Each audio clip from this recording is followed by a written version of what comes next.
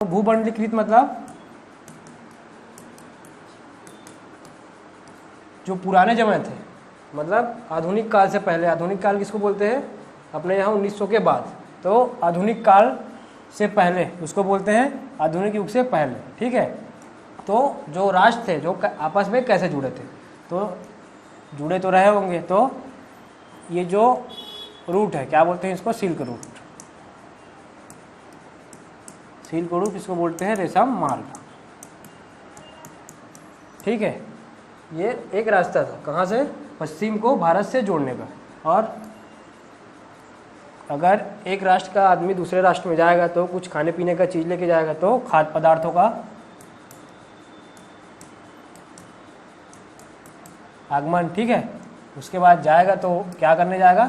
व्यापार करने जाएगा। व्यापार और रोग। व्यापार करने जाएगा तो अपने साथ कुछ ना कुछ बीमारी लेके जाएगा, तो वहाँ के जो समुदाय उसको परेशान करेगा। ठीक है। तो अपन एक एक करके इसको देखते हैं। पहले देखते हैं इसको, सिल्क रूट देखते हैं।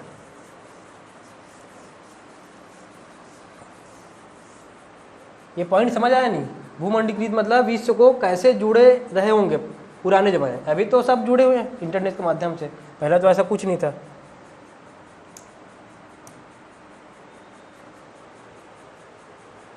तो इसको देखते हैं। ये जो है अपना सिल्क रूट है। ठीक है। ये यूरोप है, ये अफ्रीका है, ये अपना एशिया है। ठीक है। सिल्क रूट के दो रास्ते थे। कितने रास्ते से? दो। एक समुद्री मार्ग से और एक स्थल मार्ग से। तो जो भारत जुड़ा हुआ था वो सिल्क रूट से जुड़ा हुआ था। और ये कब की बात है? तो ईसा से पहले की बात है। ईसा से पहले मतलब समझे?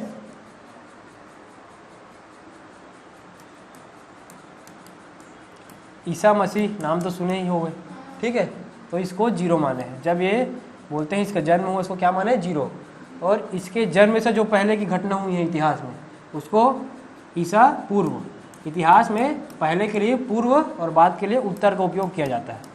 ठीक है। इतिहास में किसी भी कालखंड के जानकारी के लिए पढ़ने के लिए पहले जो इतिहास में हुआ रहता है उसको क्या बोलते हैं? पूर्व। और जो बाद में होता है उसको उत्तर बोलते हैं। तो ईसा मसीह को जन्म क्या माने हैं? आधार माने, जीरो माने हैं। उसके बाद इससे पहले जितने भी घटना हुई हैं, जितने भी घटना मतलब अपन थोड़ा सा ओवरव्यू कर लेते हैं भारत के इतिहास। भारत के इतिहास को 3 भागों में बांटा गया है। ठीक है। 3 भागों में बांटा गया है। एक तो प्राग ऐतिहासिक काल, प्राग आदि और ऐतिहासिक काल। ठीक है। 3 भागों में बांटा गया है। तो ये प्राग ऐतिहासिक काल का हमें कोई साक्ष्य नहीं मिला है। अपन को मिला है आद्य ऐतिहासिक काल, जिसको अपन बोलते हैं सिंधु घाटी सभ्यता, इंडस वैली सिविलाइजेशन। ठीक है। सिंधु घाटी सभ्यता, उसके बाद यहाँ वैदिक काल से लेकर 1947 और अपन अभी क्या आ गए हैं 2023। ठीक है।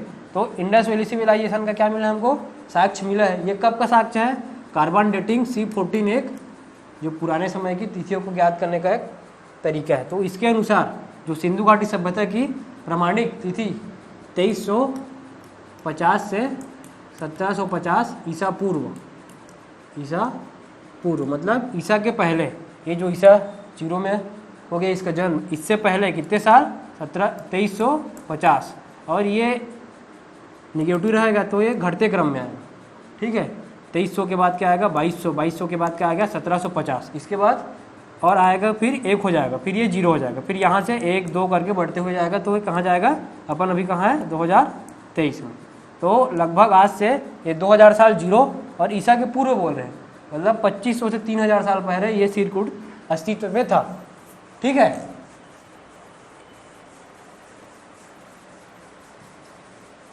तो 2023 से रहे तो 2000 साल अभी हो गया। और उससे 500 से 1000 साल पहले, मतलब 2000 से 3000 साल पहले क्या था? ये सिल्क रूट अस्तित्व में था। तो इसी के माध्यम से भारत के जो लोग हैं वो कहाँ से जुड़े हुए थे? यूरोप से और बाकी दुनिया से। ठीक है। तो ये अपना सिल्क रूट है, ये समुद्री मार्ग का सिल्क रूट है। तो ये जो सिल्क रूट है उससे क्या क्या होता था? पहले इसमें केवल रेशम का,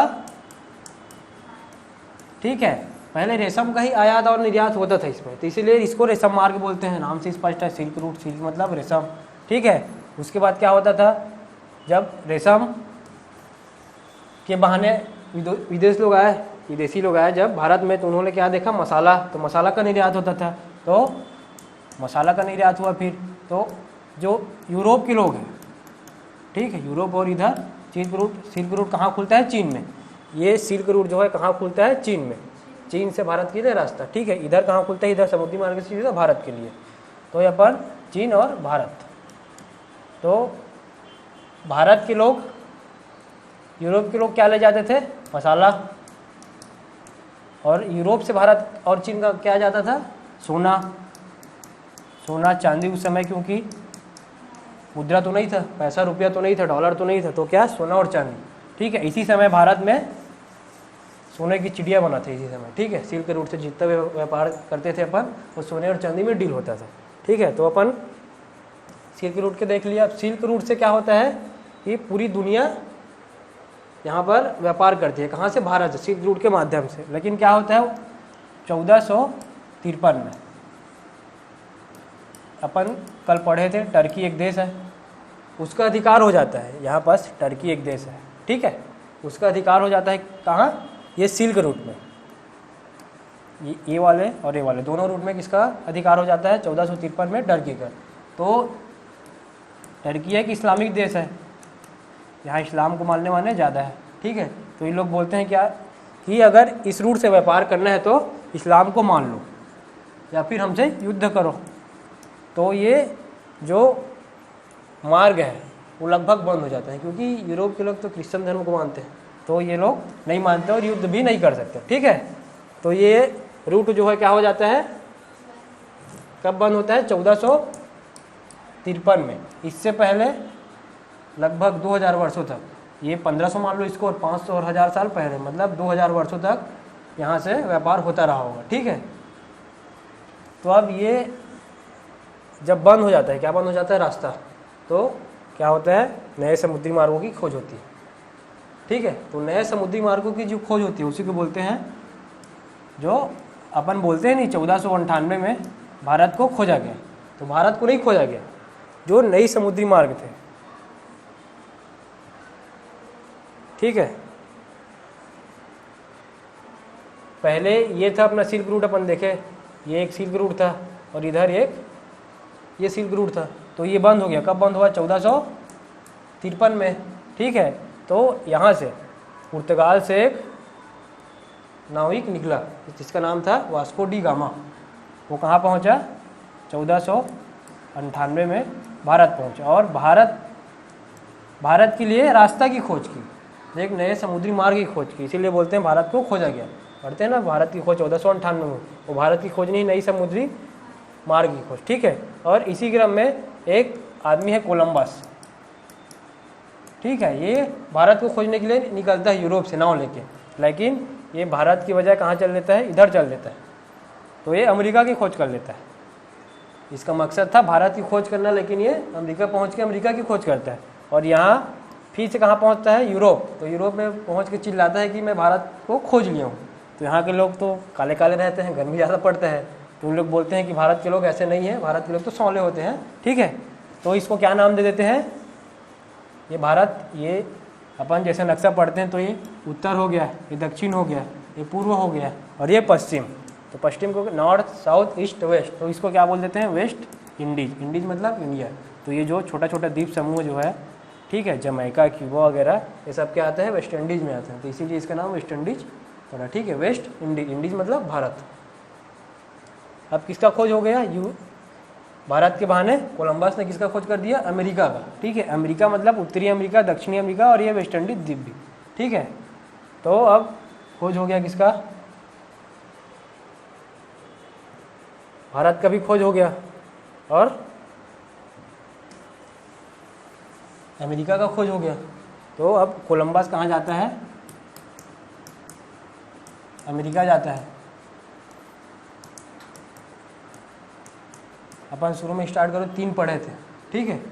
एक पढ़े थे सिल्क रूट, और एक खाद्य पदार्थ, ठीक है। एक पढ़े थे व्यापार और रोग, ठीक है। तो कोलंबस कहाँ जाता है, अमेरिका, ठीक है। तो यहाँ जाता है तो खाद्य पदार्थ इसको अलग अलग देखने को मिलते हैं, ठीक है। जैसे कि आलू,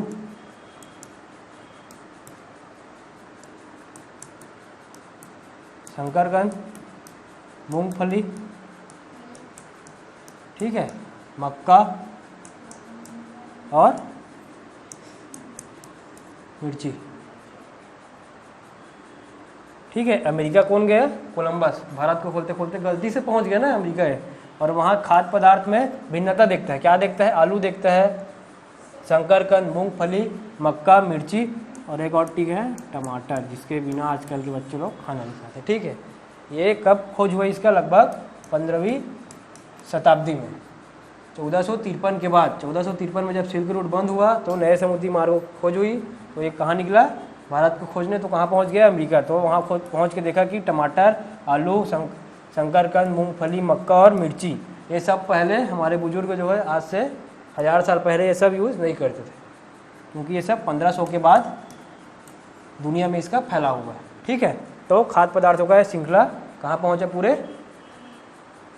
अमेरिका से पूरा सब देश में पहुँचा, ठीक है। यूरोप में पहुँचा, यूरोप में उसके बाद भारत में मार्गों की खोज कर ली तो भारत में पहुँचा, तो ऐसे जैसे पूरे दुनिया में पहुँच गए। कहाँ से? अमेरिका से, ठीक है। और जब ये खाद्य पदार्थ पहुँचा तो कई जगह जैसे यूरोप में लोग आलू को प्रमुख भोजन बना लिए। कहाँ? यूरोप में। यूरोप में आलू एक प्रमुख भोजन बन गया उन लोग का, ठीक है। ठंडी का इलाका है, आलू जल्दी ख़राब नहीं होता, ठीक है। और 1870 में कोई बीमारी आ गया, उसके कारण आलू का फसल जो है अमेरिका में क्या हो गया? नष्ट हो गया। तो यूरोप में लगभग लाखों लोग भूख से मरे, ठीक है। आलू कब आया? 1500 के बाद, जब कोलंबस ने अमेरिका की खोज की, तब आलू पूरे दुनिया में फैला। तो जैसे ही यूरोप में गए, यूरोप के लोगों ने उसे अपना प्रमुख भोजन बना लिया, और भोजन बनाया तो 1870 में एक बीमारी के कारण आलू की जो पूरी फसल थी वो नष्ट हो गई, तो उससे लाखों लोग मारे गए, ठीक है। अब हो गया खाद्य पदार्थ का, ये अपना हो गया, ठीक है। अब आते हैं अपन व्यापार और रोग। तो कोलंबस कहाँ गया? अमेरिका गया। अमेरिका क्या करने गया था? वो घूमने तो नहीं गया था, व्यापार करने ही गया था। तो अमेरिका गया, और जैसे ही वहाँ के लोगों से मिला वो, तो अमेरिका को लोग उस समय जो यूरोप के लोग थे उन लोगों से ज़्यादा अच्छे थे, ठीक है। यूरोप में उस समय क्या था? भूखमरी था। अभी देख रहे हैं ना अपन बड़ा बड़ा यूरोप में, तो उस समय यूरोप भूखमरी था, गरीब था, ठीक है। तो अमेरिका के लोग एडवांस से कितने? यूरोप से। तो ये रोग लेके आ गए एक, ठीक है।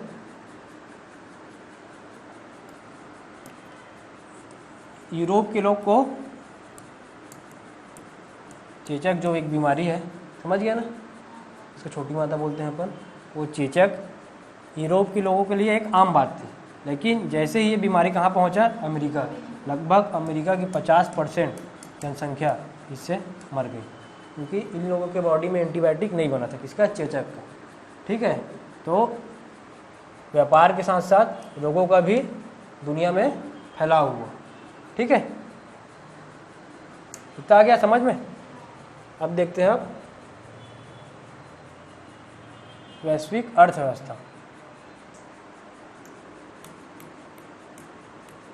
वैश्विक अर्थव्यवस्था, ठीक है। तो विश्व में जो अर्थव्यवस्था थी वो कैसे थी? तो विश्व में जब खाने की खोज हुआ, कहाँ से? अमेरिका से, तो खाने की चीज़ सस्ती होती गई, ठीक है। और यहाँ पर मक्का की मांग बढ़ने लगी। कहाँ? ब्रिटेन में। किसकी मांग बढ़ने लगी? मक्के की, ठीक है। तो यूरोप के जो किसान थे वो लोग अपना खुद का मक्का कहाँ? यूरोप में इसका डुप्लीकेट बना रहे थे, ठीक है, उगा रहे थे। क्या उगा रहे थे? मक्का। अपने खेतों में मक्का उगा रहे थे, ठीक है। तो इन लोगों ने क्या किया? जो मक्का था उसको ये कहाँ से आता था? अमेरिका से। तो अमेरिका से जो आता था उसको बंद कर दिए। क्या कर दिए? बंद कर दिए। तो यहाँ मक्का क्या हो गया? महंगा हो गया।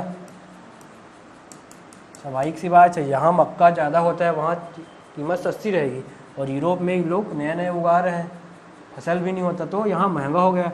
तो यहाँ महंगाई बढ़ गई। ठीक है, तो खाने की चीज़ों में महंगाई बढ़ गई। उसके बाद सरकार, आम जनता जो है सरकार के ऊपर दबाव बनाई और ये नियम को हटाने के लिए बोला। कौन सा नियम? जो मक्के पे आयात कर, जो मतलब आयात बंद कर दिए थे, उसको जनता के कहने से सरकार ने वहाँ हटा दिया। उसको बोलते हैं कॉर्न लॉ। कॉर्न मतलब भाई मक्का, लॉ मतलब नियम। मतलब एक नियम ला के जो मक्का का आयात था उसको बंद कर दिए थे, लेकिन जनता के बोलने पर, महंगाई के बढ़ने पर उसको ख़त्म कर दिए। ठीक है, तो अपन देखते हैं जो कॉर्न लॉ जो आया था उसके क्या क्या प्रभाव पड़े। कॉर्न लॉ आया था, ठीक है, और कॉर्न लॉ हट गया। कहाँ से आती थी माल? अमेरिका से। अमेरिका से सस्ती आती थी। ठीक है, सस्ती आती थी तो मांग बढ़ा। फिर कहाँ मांग बढ़ा? यूरोप में। और यूरोप में जो किसान मक्के की खेती करते थे वो बड़े स्तर में, मतलब बड़े भूभाग में मक्के की खेती करना बंद कर दिए। मक्का जो था यूरोप का महंगा था और जो अमेरिका से आता था वो सस्ती थी। ठीक है, और मांग उसकी अधिक थी, तो यहाँ के भूभाग में खेती करना बंद कर दिया। तो क्या हो गया? बेरोजगार हो गया। ठीक है, बेरोजगार हो गया। अपने खेत में खेती किसानी नहीं करेंगे, क्या करेंगे? आदमी बेरोजगार हो जाएगा। फिर बेरोजगार है, कहाँ गए? शहर की ओर। जब गांव में काम नहीं मिलेगा तो लोग कहाँ जाएंगे? शहर की ओर जाएंगे। ठीक है, शहर की ओर पलायन कर गए। अब देखते हैं कि यूरोप का एक, इसको अलग समझो। ठीक है, यूरोप का 4 दोस्त थे। 4 दोस्त थे। अब चारों दोस्त को बर्बाद करेगा। ठीक है, पहला अमेरिका। अमेरिका को बर्बाद कर दिया है। कैसे? चेचक फैला के। ठीक है, अब आएगा भारत।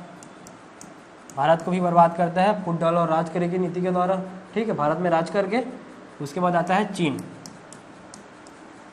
उसके बाद आता है अफ्रीका। तो जो ये कॉर्न लॉ आया तो यहाँ की जनता क्या हो गई? बेरोजगार हो गई। कहाँ की? यूरोप की। ठीक है, अपन कॉर्न लॉ। ठीक है, कॉर्न लॉ से कौन बेरोजगार हुआ? यूरोप के जो किसान थे। ठीक है, तो यूरोप के किसान अब बेरोजगार होंगे तो वहाँ की सरकार के ऊपर दबाव बढ़ेगा। क्या का? खाने का। ठीक है, अब जो यूरोप के किसान थे वो कहाँ जाने लगे? क्योंकि मांग बढ़ रहा था। किसका? मक्का का। ठीक है, और मक्का कहाँ से आता था? अमेरिका से और ऑस्ट्रेलिया से। तो शहर की ओर जाने लगे। कौन? किसान। कहाँ के? यूरोप के। तो शहर से इन लोग दूसरे देशों में पलायन करने लगे जहाँ इन लोग को रोजगार मिलता। कहाँ? अमेरिका और ऑस्ट्रेलिया में। यहाँ क्या हुआ?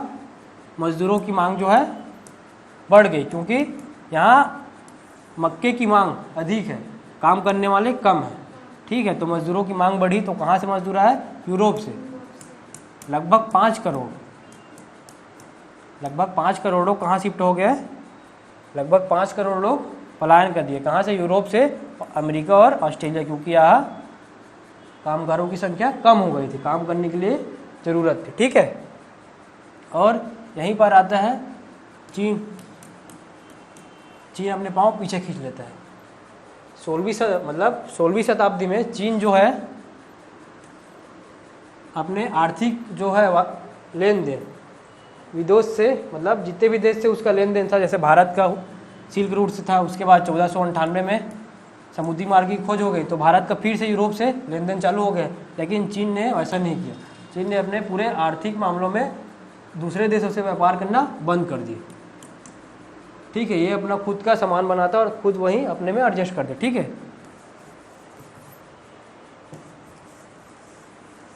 यहाँ तक समझ आ गया, कौन लाया, ठीक। बेरोजगार हुए, कहाँ पलायन किए, अमेरिका और ऑस्ट्रेलिया। अब 3 देश अभी तक बर्बाद हो चुके हैं, कौन कौन? भारत, अमेरिका और चीन बच गए, ठीक है। अब देखते हैं तकनीक की भूमिका।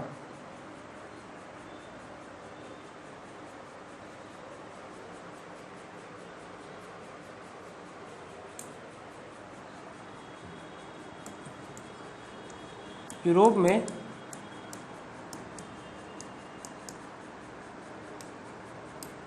अट्ठारहवीं से 19वीं शताब्दी, ये शताब्दी मतलब समझ रहे हो कि नहीं समझ रहे हो? नहीं समझ रहे हो?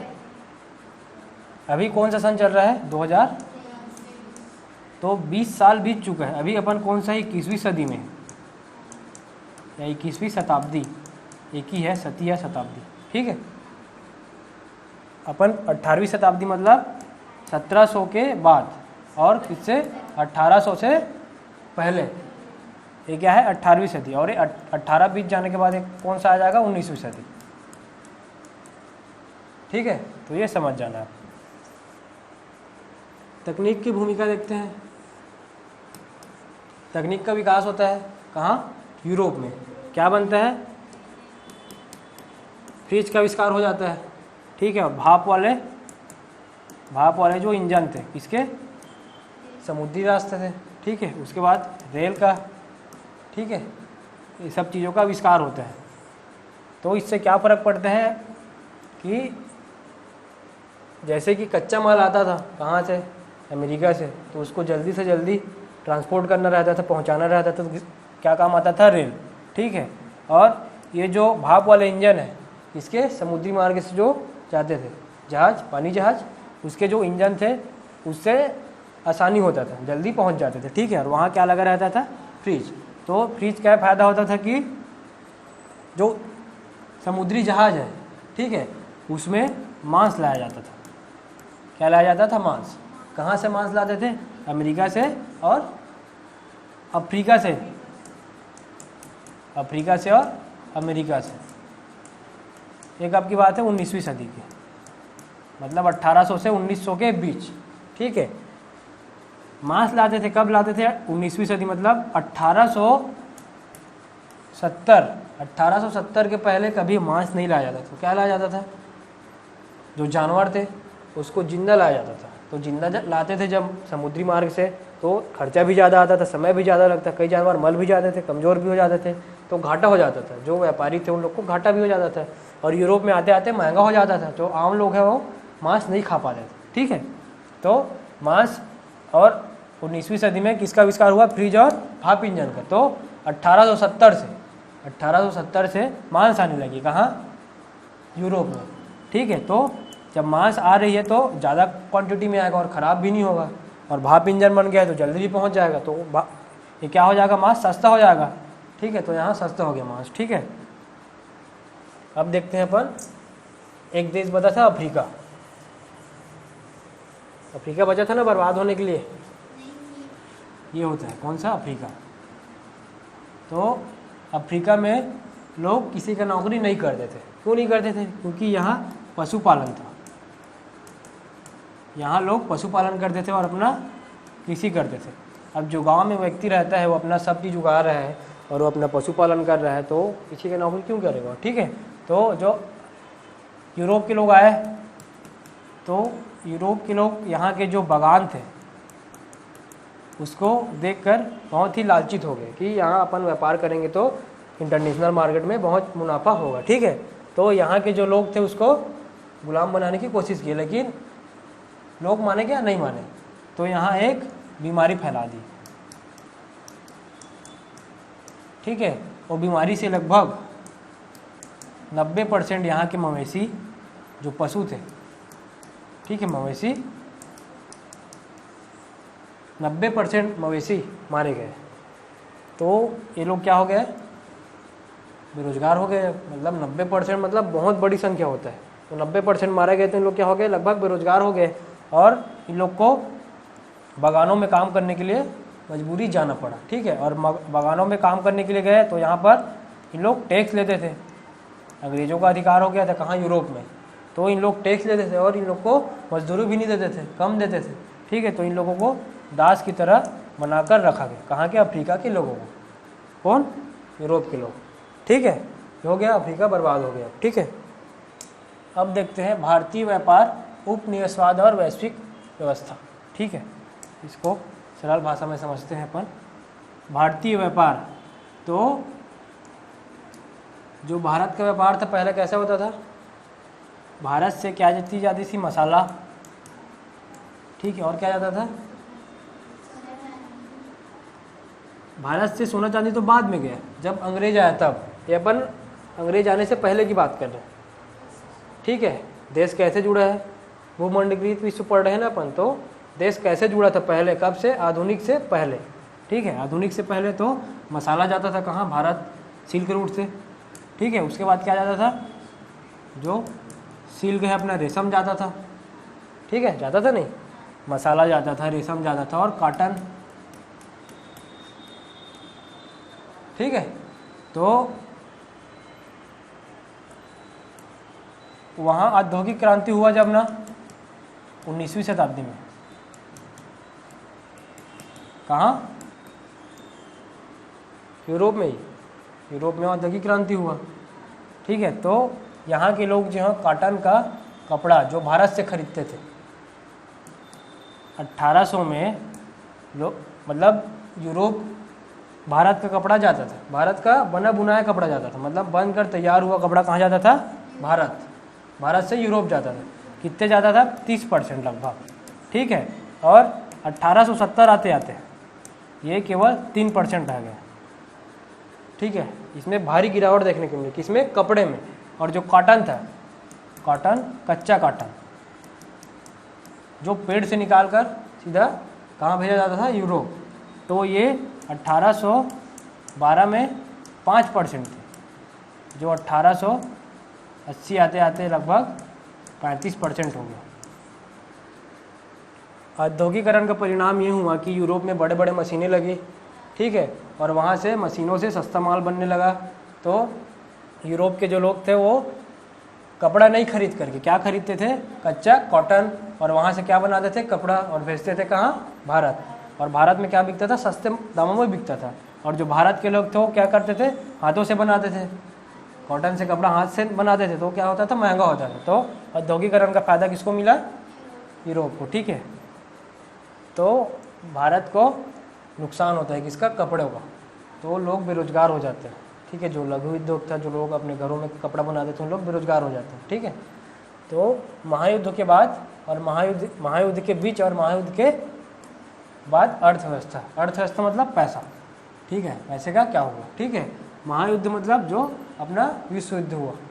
ठीक है, कब हुआ? पहला 1914 से 1918। और दूसरा कब हुआ? 1939 से 1945।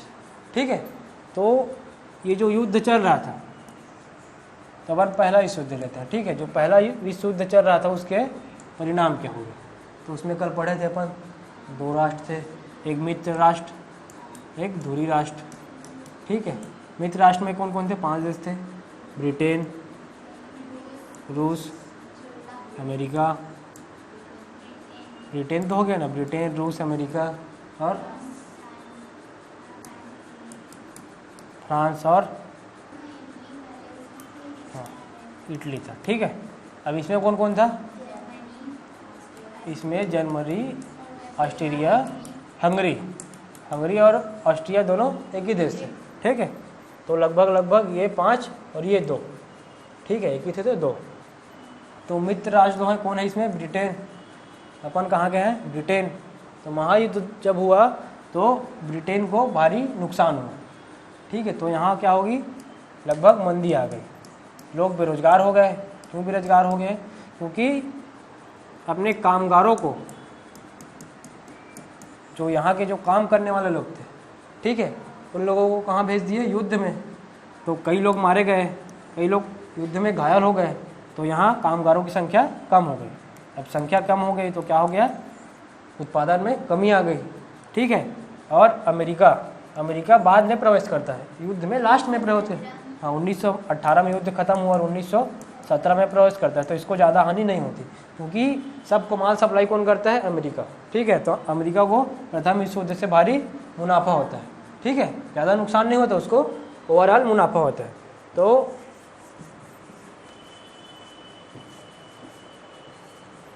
अमेरिका क्या करता है प्रथम विश्व युद्ध के बाद? ब्रिटेन को, किसको? ब्रिटेन को और जितने भी देश थे, ब्रिटेन और जितने भी देश जो गरीबी स्थिति में आ गए थे, उसको क्या देता है? कर्ज देता है। ठीक है, सबको कर्ज बांटता है। कौन? अमेरिका।